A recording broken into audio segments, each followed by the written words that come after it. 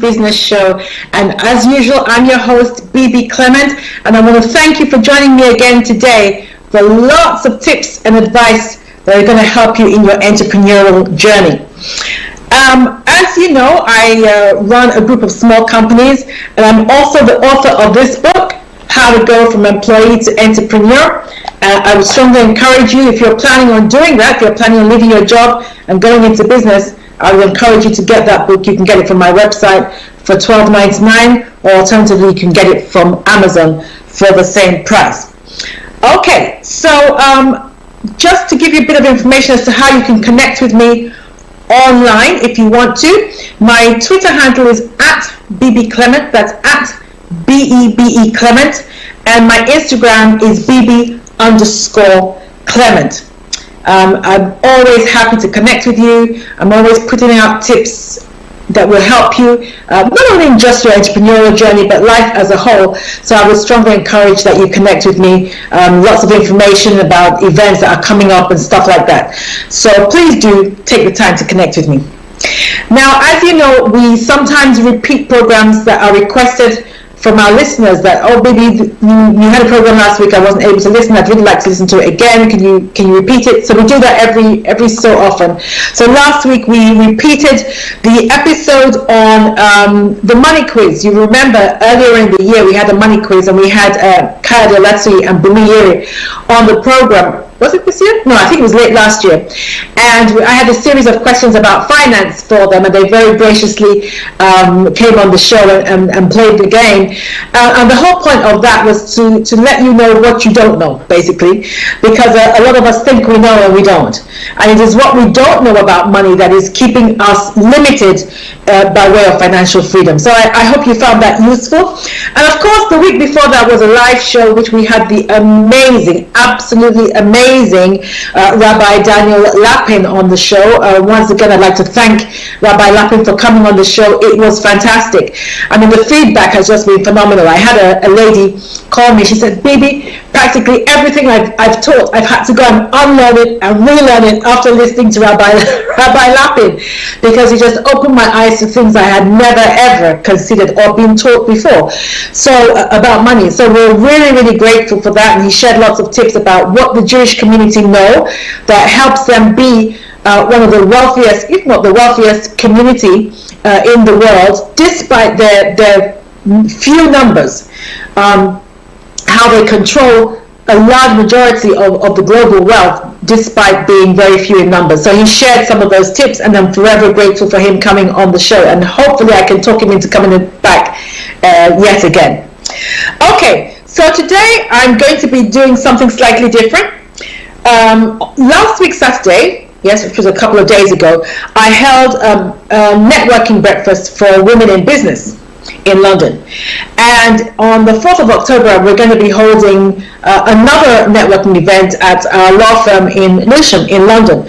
And people often ask me, Bibi, they say, we'd really like to have a networking event, but really don't know how to host it. It just seems like a lot of stress. So I thought I'd do a program on how to make money from hosting a networking event. So I kind of host these events because really I want to be able to service my clients better, provide a space for them to make new contacts so they can showcase their products, improve their public speaking skills, etc. And of course, in so doing, I have expanded my brand and acquired new customers. So I want to pass on some tips as to how you can make sure that you have a successful networking event. It's not as stressful as you think, and I think particularly in these times you have to be innovative in ways in which you connect with your clients and potential clients, and holding a networking event is a very, very good way in which to do that. So before I jump right into that, as always, I just want to let you know that we're live. And this is an interactive show, And I want to hear your views on anything that we discuss here, and indeed try to answer any questions that you have. So I'll be taking a break in a little while so that I can get all the questions that you send in and make sure that I answer them when we come back.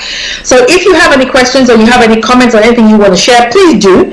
Our Twitter handle for this program is @StarRadioUK, or you can text or WhatsApp us on 07539 661 744. That's 07539 661 744. Or by all means, email us at info@StarRadioUK. Or if you're joining us via Facebook, then just put your questions or your comments in the chat, and I will retrieve them during the break, and I will answer those questions. And if you want a shout out, again, just put your name in on Facebook, and I'll give you a shout out later on in the day. Okay, so let's jump right to it. For those of you who are just joining, it's your host, Bebe Clement, and you are tuned into the Bebe Means Business Show. And today I'm going to share some secrets as to how to host a successful networking event and make money from it. Because at the end of the day, we are in business to make money. Okay, so the first thing that you need to look at is who exactly do you want to attend this event? So like I said, the one I did on Saturday was purely for business women. So the one that we're going to have on the 4th of October, that's more for our existing clients, and they are all SMEs. So they're male and female, but they are mostly business owners. So it's not individuals and it's not employees, they are business owners. So you need to find out, first of all, you need to decide who exactly do I want to target with this networking event. Is it just women? Is it just men? Is it young people? Is it, for instance, is it up and coming entrepreneurs, maybe under 30? Those are the kind of people that I want to come to this event. Or is it small business owners and entrepreneurs? You need to decide very early on exactly who you are attracting. Don't try and attract everybody. Look for a niche and attract those people. So the clients that you want to attend will determine everything about the event, particularly about the event planning, such as venue. So for instance, if I was having a networking event for young entrepreneurs, I'd probably have kind of a quirky, unusual venue because they like that. They like unusual. So I might choose something like a museum or just an unusual type of venue that they would find attractive. Rather than my office, I probably wouldn't hold it in our office if I was having it for young people. The one I had on Saturday, I held in a restaurant. So they served breakfast at that restaurant for my guests. So again, you have to determine, first of all, who exactly do I want to come along to this event. The second thing is when you then decide which venue you're going to have it in. I've had networking events in hotels and things like that. You then, of course, have to factor that into your budget. So if you're on a very tight budget, then maybe this is not the time to be splashing out on some swanky venue. So you may want to just hire somewhere that's affordable, somewhere that's local to you. You can speak to a lot of venues because they too right now they're looking for business, so you might be able to negotiate a good price under what they normally advertise. You might be able to negotiate a good price with them, so don't be afraid to do that. Don't be afraid to call them up or go and have a quick meeting and say, look, I know normally you hire out your venue for, I don't know, £200 an hour, but we're a small business and I'm going to be bringing about 30 people here, and I would appreciate a discount. Would you mind knocking it down to 200 or 250, something like that? Don't be afraid to have that conversation because right now people are open to those kinds of negotiations. Okay. Then decide how many people you would need to attend to make it worth your while. Now you will only be able to do that once you've worked out a budget, so you must have a budget for the event. And your budget, of course, will be driven by the reality of the situation, depending on the kind of event that you want to put on. So you must have a budget, and then you decide how many people do I need to have at this event to cover my budget. Initially, that's your first port of call, and then of course to make a little bit of money extra. So that's what you need to be looking at. But have your budget, and we'll go into that as we go along. Your budget will begin to come together.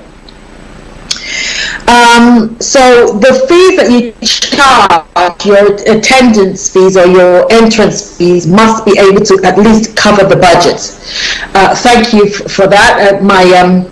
My producer Archie has just put on the details of our next networking event that we have coming up next month. So yes, so the fees that you charge must cover that event. This one is free, so don't worry about it. If you're minded to attend, this one is free, and the details are there on the screen for you. Now, once you've established your budget, you should have a budget for marketing as well. The one I had recently was aimed, like I said, at women, so I charged a small fee, and that fee included the cost of breakfast. So the one I'm having on the 4th, that one is free, and I'm going to be supplying the refreshments for free. Now, you then have to choose, like I said, to choose the venue. I chose a restaurant because I thought I wanted a place where they served a good breakfast, and I've had breakfast at this particular venue before, and it's very, very good value for money. So I thought, yes, this is what I want my clients to have. Now, then you then decide what day of the week is best. Now, the rule of thumb, they tell me, is not to have a networking event on a Monday. I've got to say, I have bucked that trend. I've had many networking events on a Monday, and they have been successful. So I don't know where that came from or what statistics back that research. But I've had many networking events on a Monday. Now, I have the one for the women on a Saturday because oftentimes on a Saturday, women have to cook breakfast for the family. It's the family day, so they have to make breakfast, that kind of thing. So I thought it would be nice to give the women a treat, give them a break from having to cook breakfast. So a lot of the women actually said at the event, oh my God, I can't tell you how happy I was that this was on a Saturday. I just gave the kids to hubby, let him cook breakfast, and today I'm just going to relax and have somebody else make me breakfast. And it was a buffet, so they got very, very good value for money. So you need to, that's part of the things that you need to think about. What day of the week do I want to have it, and why? So the one that's coming up in October, I'm having on a weekday. I'm having on a Monday evening because a lot of people will come straight from the office there. So rather than go home, it's a nice way for them to kick back, to end the day, to kick back. So there'll be a lot of wine and stuff like that. So they relax and they enjoy themselves, and they're in a good mood, and they're in a good space to network and to meet new customers. So again, you have to decide for the kind of clients that you are attracting, what is the best day of the week to have it.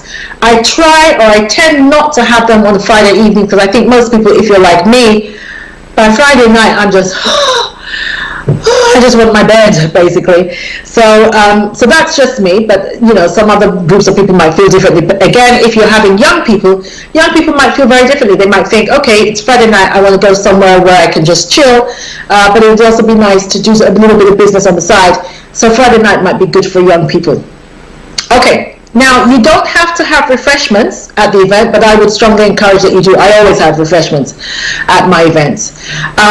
I would encourage that if you are going to have refreshments, don't make them pay for it at the event. You can work the cost of the refreshments into the price of attendance. So let's say you've worked out your budget, you're going to have some snacks, you've worked out that per head maybe the snacks are going to cost £10. You can work that into the entrance fee. So you could charge maybe £40 for the entrance fee, but you've also worked in the £10 for the refreshment, so the whole thing will just be £50. So that works, rather than have people pay for the entrance fee and then have to pay for refreshments at the event. It's sometimes a bit of a turn off for people. Sometimes people feel that they're being taken a bit for a ride and they don't like that. So I would work the cost of the refreshments. If you know you're not going to give them free, work the cost of the refreshments into the attendance fee. Okay, all right, so that's one way to do it. Now I'm going to come back in a minute. I'm going to take a break right now, and then I'm going to come back and then discuss ways in which you can make money from networking events. Okay, we'll take a break right now, but don't go away. A small table that you're allowing them to have, and they're just going to have to squeeze their products onto that stand. So let them know the dimensions. let them know whereabouts in the room they'll be positioned. So some might want to be in the front of the room, and you may not want that. You may just want maybe your PowerPoint presentation or your own roller banner to be the only thing in the front of the event, and you might want those who have exhibition stands to be at the back of the room, or maybe down the side of the room, that kind of thing. Or some event planners or event holders don't even want exhibition stands in the actual room where the event is holding. They might want them in the foyer. So perhaps during the lunch or during breaks, people can then engage with their exhibition stands in the foyer rather than in the actual room, because sometimes you find that it takes attention away from perhaps the people who are speaking. People are looking at the stands or they're looking at the products, and you don't want that to happen. So you must also be clear as to exactly how do you want it to be. How do you want it to be, and let them know, so that there are no arguments on the day. Oh, I thought I was going to be in the front, and now you've put me one little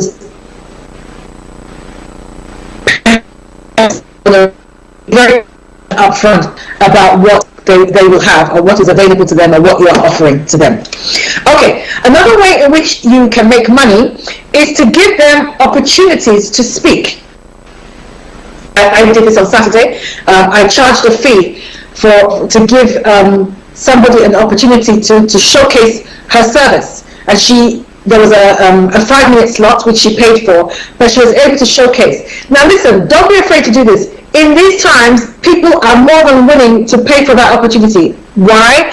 Because the whole concept of each one reach one, the day when you go to a networking event and then you corner somebody and then you exchange business cards and then you're chasing them for the next 3 weeks, asking them if they have they can find some time in their diary for you to go to their office and do your spiel, and then they tell you after you spend 2 hours in their office, oh, that they're really sorry that right now there's not enough money in the budget for your product.